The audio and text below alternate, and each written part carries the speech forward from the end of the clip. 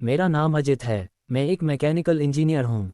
मैं स्वभाव से बहुत ही रिजर्व हूँ, इस कारण कभी मेरी लड़कियों से ना ज़्यादा दोस्ती रही ना ही कोई मेरी गर्लफ्रेंड बनी।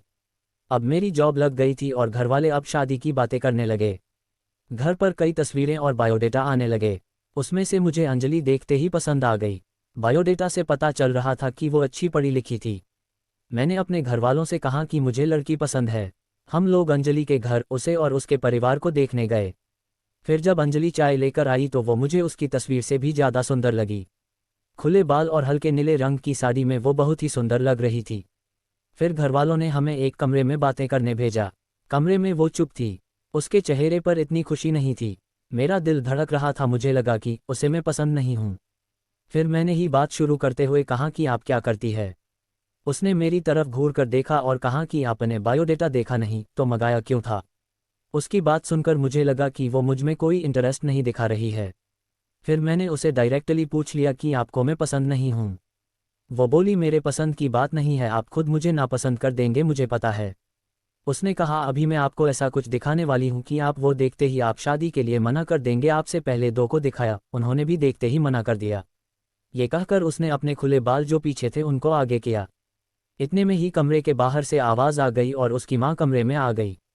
शायद उन्हें भी पता था कि वो हर लड़के साथ ऐसी ही बातें करती है और कुछ बताती है। उसकी मम्मी ने कहा, चलिए बाहर, सब आपका इंतज़ार कर रहे हैं। अंजलि ने अपनी माँ की तरफ देखा। मैं बाहर आ गया और बाहर मेरी माँ और पिता, जिन्हें भी मेरी शादी की जल्दी थी, वो भी मेरे मुंह से बस हाँ सुनना ही चाहते थे।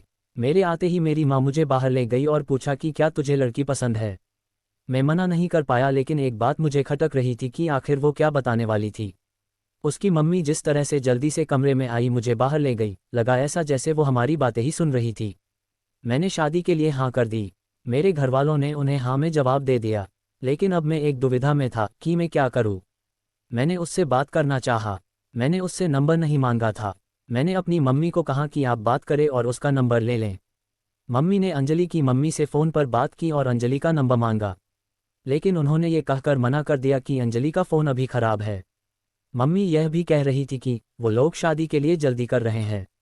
इन सब बातों से मेरे मन में कुछ अजीब सवाल आने लगे। एक शाम जब मैं ऑफिस में था तब मुझे एक अननोन नंबर से कॉल आता है। फ़ोन रिसीव किया तो अंजलि थी। वो बोली कि मम्मी ने मेरा फ़ोन ले लिया है। मैं कुछ बहाना करके अपनी फ्रेंड के रूम पर आई हूँ, उसी के नंबर से फ़ोन कर रही हूँ। क्या तुम मुझे अभी मिल सकते हो? मुझे वैसे भी उससे मिलना था। अंजलि के बताए एड्रेस पर मैं जल्दी से पहुंचा। वो उसकी फ्रेंड का रूम था। मैंने जाते ही पूछा, उस दिन की बात अधूरी रह गई थी। और तुम्हारी मम्मी तुम पर नज़र क्यों रख रही है? अंजलि बोली, मैं तुम्हें कुछ दिखाना चाहती हूँ। उसके बाद तुम्हारे सारे सवालों के जवाब मिल जाएंगे। अंजलि आज भी बाल खोल कर आई थी। वो पीछे मुड़ी और अपने खुले बालों को पीठ से आगे की ओर किया। तब मुझे पता चला कि वो क्या दिखाना चाहती थी। उसकी गर्दन पर एक टैटू था, सुयश नाम का। अंजलि बोली कि मैं एक लड़के से प्यार करती थी और हम दोनों शादी भी करना चाहते थे। मैंने उसी के नाम का टैटू करवाया था। ये बात मैंने अपने घरवालों को भी बताई थी और वो तैयार भी हो गए थे। लेकिन सुयश ने मुझे चीट किया। वो मेरे अलावा भी किसी और को डेट कर रहा था और वो लड़की पैसे वाली थी, इसलिए उसने मुझे छोड़ दिया। तब से मुझे शादी और लड़कों से एक नफरत से हो गई थी। उस लड़के को मैंने बहुत प्यार किया, लेकिन उसने मुझे धोखा दिया। तुमने पहले भी दो लड़कों को मैंने टैटू दिखाया और उन्होंने सच जानकर शादी के लिए मना कर दिया। मम्मी इसलिए मुझ पर नज़र रख रही है कि मैं तुम्हें भी कहीं सच ना बता दूँ। लेकिन मैं लड़कों की तरह नहीं हूँ। मैं नई जिंदगी की शुरुआत सच के साथ करना चाहती हूँ। मैं सुनकर सोच में पड़ गया कि जिसको प्यार मिलता है उसे प्यार की कद्र नहीं होती। आखिर इतनी प्यार करने वाली लड़की को कैसे कोई धोखा दे सकता है? मैंने कहा कि मुझे तुम्हारे पास से कोई मतलब नहीं है, लेकिन मैं चाहता हूँ कि मुझे भी तुम उतना ही प्यार करो जितना उस लड़के को करती थी।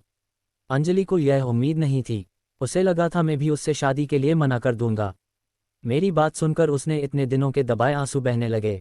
मेरी शादी अंजलि से हो गई और मैं अपने आप को बहुत खुशकिस्मत मानता हूँ कि मुझे अंजलि जैसी सच्ची और प्यार करने वाली लाइफ पार्टनर मिली है।